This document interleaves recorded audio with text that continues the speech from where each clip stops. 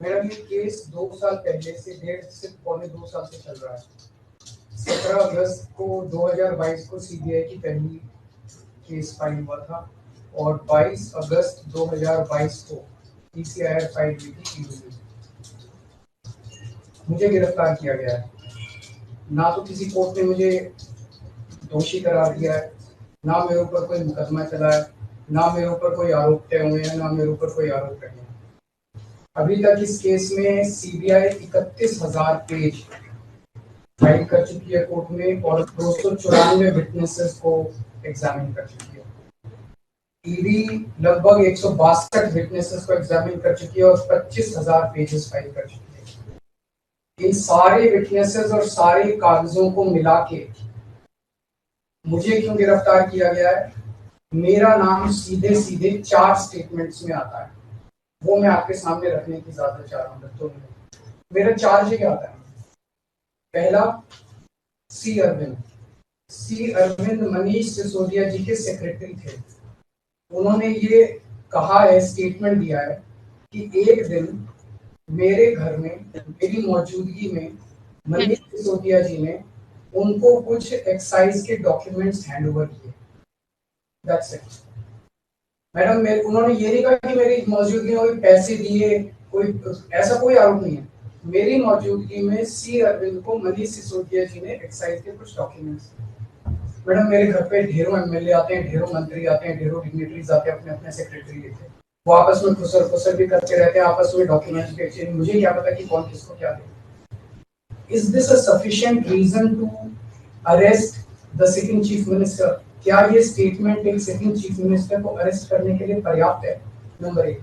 Number दूसरा statement, MSR Magunta Srinivas Reddy, ये member of parliament थे, जगन रेड्डी की पार्टी से।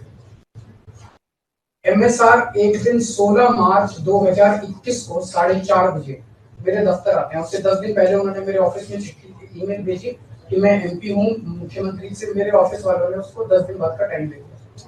वो मेरे पास मिलने के लिए आते हैं 4:30 बजे। मैं किसी वजह से जल्दी में था। आके वो मुझे कहते हैं कि मुझे दिल्ली में अपना फैमिली चैरिटेबल ट्रस्ट खोलना है, उसके लिए जमीन चाहिए। मैंने उनको कहा कि जमीन हमारे अंडर में नहीं आती, एलजी साहब के अंडर में आती है, आप मुझे चिट्ठी दे दीजिए, मैं एलजी साहब को फॉरवर्ड कर दूंगा एंड दैट्स इट। सो ये हुआ। 16 सितंबर 2022 को उनके घर पे रेड होती है। उनसे पूछा जाता है कि क्या आप केजरीवाल जी से मिले?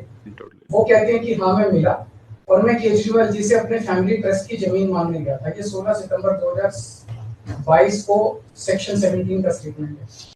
ED is not happy with this statement. 5 महीने के बाद उनके बेटे को 10 फरवरी को गिरफ्तार कर लिया जाता है। उसके बावजूद भी वो अपने स्टेटमेंट पे कायम रहते हैं। उनका दोबारा गिरफ्तारी के बाद स्टेटमेंट लिया गया, वो कायम रहते हैं। 5 महीने जब उनका बेटा गिरफ्तार रहता है तो बात टूट जाता है। 16 जुलाई को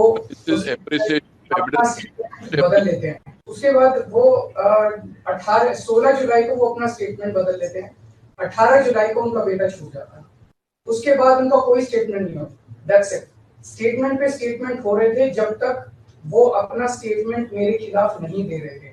जैसे ही उन्होंने मेरे खिलाफ स्टेटमेंट दिया, बेटा भी छूट गया, स्टेटमेंट होने भी बंद हो गए और 3 अक्टूबर को उनका माफीनामा भी हो गया।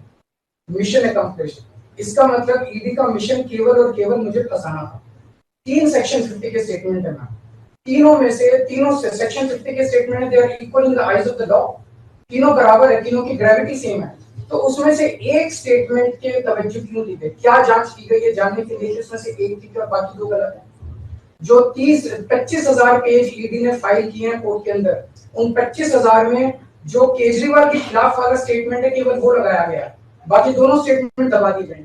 क्यों मैम? कोर्ट के सामने तीनों स्टेटमेंट लाए जाने चाहिए थे ताकि कोर्ट डिसाइड कर सके सच्चाई क्या है। चलिए ठीक है। 1 मिनट मैम। तीसरा स्टेटमेंट है उनके बेटे का, राघव मगुंटा से 16 सितंबर को उसके घर पे जब रेड होती है उनसे स्टेटमेंट लेते हैं। He says whatever his father had said. उसके बाद 10 फरवरी को उनको अरेस्ट किया जाता है। उसके बाद उनके 5 स्टेटमेंट्स होते हैं। पांचों स्टेटमेंट्स में वो वही बोलते हैं जो पहले बोला। फिर 5 महीने तक वो जेल में रहते हैं। उसके बाद जब 16 जुलाई को उनके पिताजी स्टेटमेंट बदलते हैं तो 18 जुलाई को उनको छोड़ दिया जाता है। तो 7 स्टेटमेंट्स उनके हुए, 6 में वो मेरे खिलाफ नहीं बोलते, 7वें में जैसे ही मेरे खिलाफ स्टेटमेंट देते हैं उनका उसके बाद कोई स्टेटमेंट नहीं होता, उनको जेल कर दिया जाता है, उन्हें माफीनामा दे दिया जाता है। तो जो 6 स्टेटमेंट्स हैं ये रिकॉर्ड पे नहीं लाए जाते। चौथा है शरद रेड्डी। शरद रेड्डी के केस में 16 सितंबर को उसको अरेस्ट किया गया, 16 सितंबर को उसने रेड हुई, उसने मेरे खिलाफ कुछ नहीं बोला।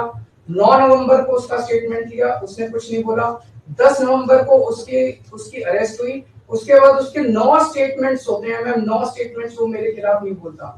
उसके बाद 6 महीने उसको अरेस्ट करने के बाद 25 अप्रैल को टूट जाता है और वो केवल इतना कहता है कि मैं विजय नायर के साथ मिलने सीएम साहब के पास गया था, सीएम साहब जल्दी में थे, सीएम साहब ने कहा कि विजय के टच में रहो, विजय अच्छा लड़का है। मैं केवल ये जानना चाहता हूँ कि क्या ये 4 स्टेटमेंट्स एक सिटिंग चीफ मिनिस्टर को अरेस्ट करने के लिए मैम 2 मिनट दे दीजिए, कि ये पर्याप्त है? नंबर 1। नंबर 2, जो 30,000 पेज फाइल किए गए हैं, ये 30,000 पेज के अलावा 1 लाख पेज ईडी के दफ्तर में जो हमारी बेगुनाही के सबूत है मैम, उनको कोर्ट के सामने नहीं लाया गया। ये दूसरी बात मैं ये कहना चाहता हूँ, ये शराब घोटाले का पैसा आखिर है कहाँ, जो शराब घोटाला कहा जा रहा है? मैम ये आरोप लगाया जा रहा है कि 100 करोड़ रुपए किसी साउथ लॉबी ने शराब की हमने पॉलिसी बनाने के लिए, हाँ जी आम आदमी पार्टी, मैम ये जस्टिस संजीव खन्ना का ऑर्डर है। जस्टिस संजीव खन्ना का order ma'am page 22 para 12, the assertion in the complaint filed by DOE that kickback of rupees 100 crore was actually paid by Liquor Group is a matter of debate. Sanjeev Khanna कह रहे हैं, इसका मतलब ये साबित नहीं हुआ, इसका मतलब ये विवादास्पद है, इसका मतलब ये संदेहास्पद है, इसका मतलब इसके लिए सबूत नहीं है। तो जो 100 करोड़ रुपए ये कह रहे हैं कि हम लोगों ने रिश्वत ली, वो रिश्वत तो संदेहास्पद है, उसके तो सबूत ही नहीं है। लेकिन असली शराब घोटाला क्या है? असली शराब घोटाला शुरू होता है ईडी की जांच के बाद। जब ईडी की जांच शुरू हो जाती है, ईडी की जांच के 2 मकसद हैं। एक स्मोक स्क्रीन क्रिएट करना पूरे देश के सामने, आम आदमी पार्टी ने चोरी की है, आम आदमी पार्टी भ्रष्टाचारी है, आम आदमी पार्टी ने शराब घोटाला किया, और उसके पीछे एक्सटॉर्शन रैकेट करना जिसके जरिए वो एक्सटॉर्शन रैकेट करना जिसके जरिए वो पैसे इकट्ठे कर रही है। मैं आपको सबूत दे रहा हूँ। शरद रेड्डी के केस में शरद रेड्डी को बेल 2 वजह से मिली। एक, शरद रेड्डी ने मेरे खिलाफ स्टेटमेंट दिया और शरद रेड्डी ने अरेस्ट होने के बाद 55 करोड़ रुपए का चंदा बीजेपी को दिया, 55 करोड़ रुपए के bonds arrest, so he bought his bail ma'am, he bought his bail. Then now the money trail is clearly established. Ma'am, just last 1 minute. Last 1 minute. The money trail is established, ma'am. उसने अपनी bell arrest होने के बाद 55 करोड़ रुपए का चंदा BJP को दिया, बीजेपी के अकाउंट में सीधा गया, मनी ट्रेल इज एस्टैब्लिश्ड। और यही पूरी जांच का मकसद था। एक तरफ आम आदमी पार्टी को क्रश करना, एक स्मोक स्क्रीन क्रिएट करना, भ्रम का पर्दा, और पीछे से एक्सटॉर्शन करना। ऐसी ही और खबरों से हमेशा अपडेट रहने के लिए चैनल को सब्सक्राइब कर लीजिए और वीडियो पसंद आया हो तो लाइक और शेयर करना ना भूलें।